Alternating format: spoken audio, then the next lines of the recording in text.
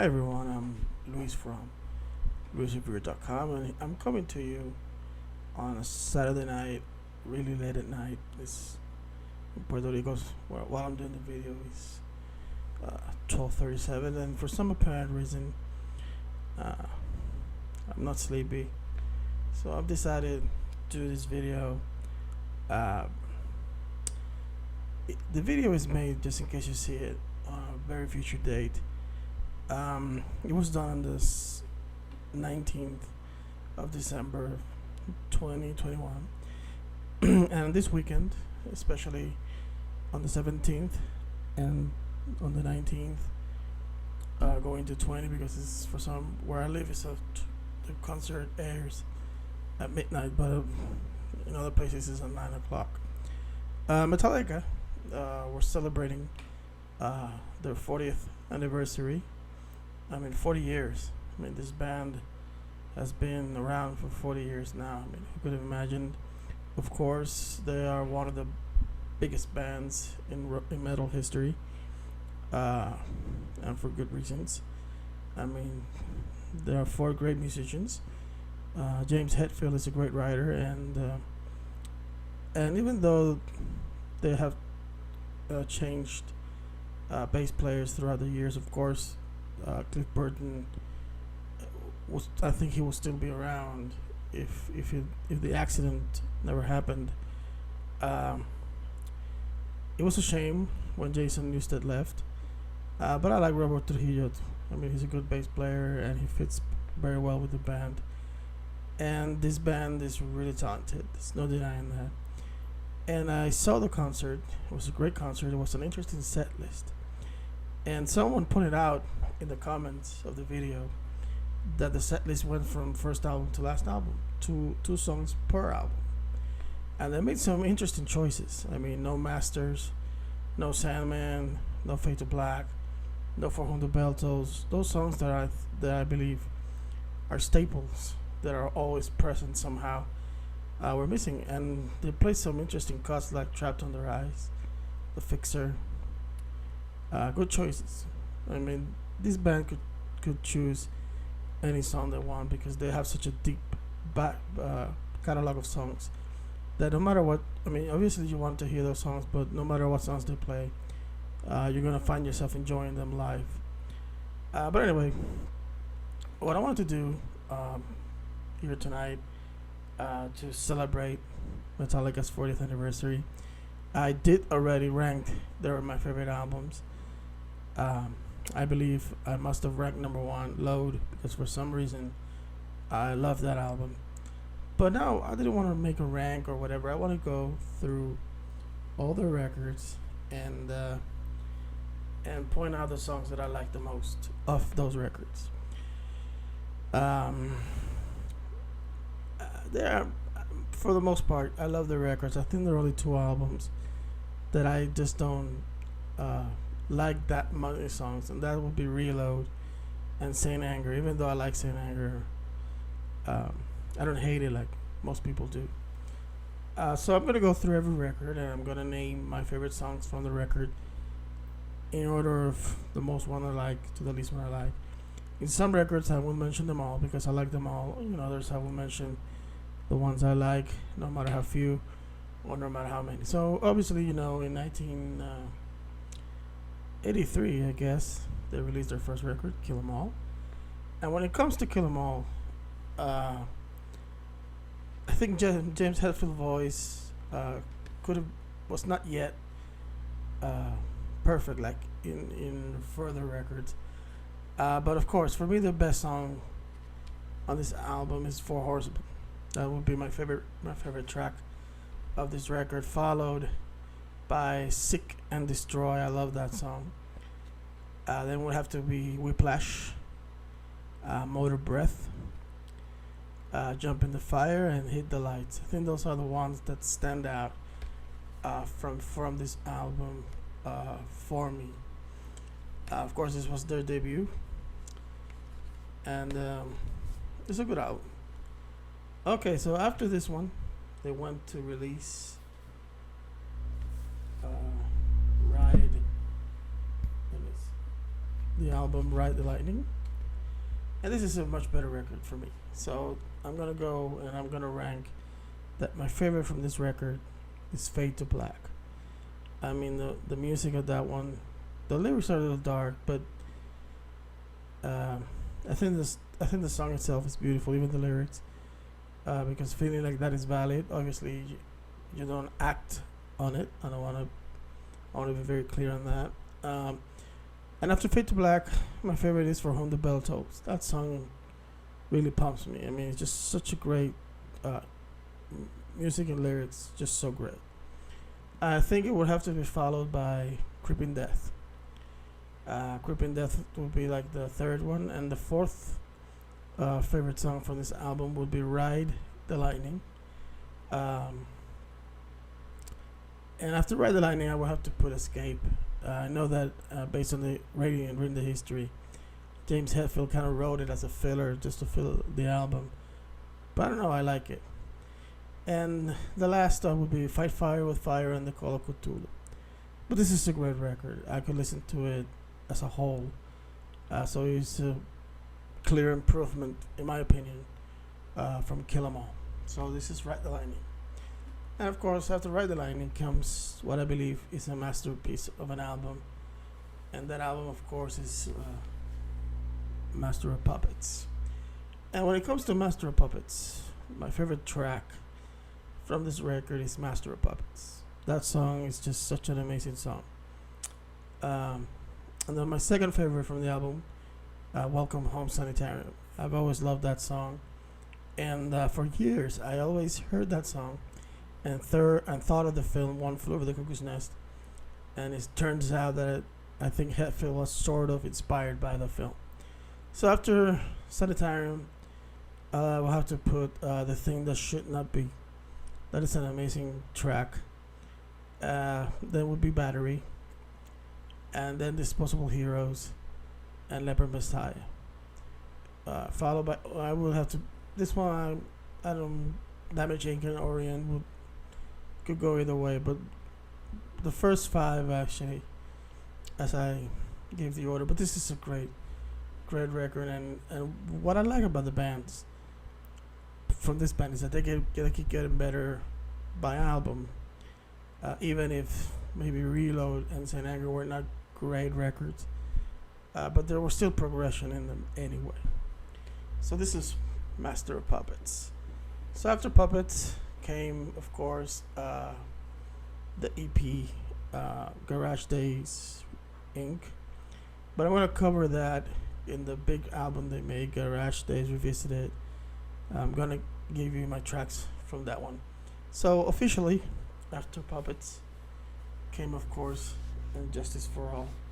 And this is a great album. This is a great record. So my favorite from the album is One. One of my favorite songs from the band.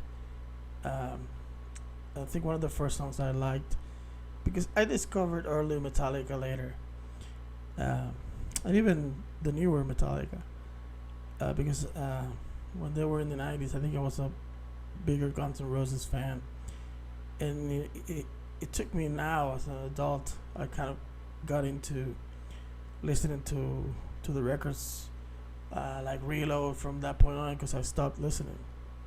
But anyway, after One, I will have to put And Justice for All. That's an epic little song. After Justice, I will have to put Eye of the Beholder. Then I like actually the Frayed Ends of Sanity. After Frayed Ends, I would have to put Blackened. And after Blackened, Harvester of Sorrow. Sounds great live. Shortest Straw would follow. And To Live Is To Die and Dyer's Eve would be the last two. But great album by Metallica. Of course, after Justice for All, they released what would actually be, I think, their most successful record in the Black Album. Yeah. Now, from the Black Album, my favorite track, it's actually The Unforgiven. I think that would be my first. I would rank that one first. At second, Sad But True. It's a great rock and roll song. After that one, I would have to put Wherever I May Roam. I actually started to love that one more now than I did when it was in the 90s. I used to play a lot. After Whatever I May Roam, I will have to put this is tough. Enter Sandman. And after Sandman, Holier Than Thou, I love that song. Don't Tread on Me would follow. Nothing Else Matters. The God That Failed. My Friend of Misery. Struggle Within. And the one that I kind of never got into that much is Of Wolf and Man. I can listen to it, but I never quite gotten into that one. I don't know why.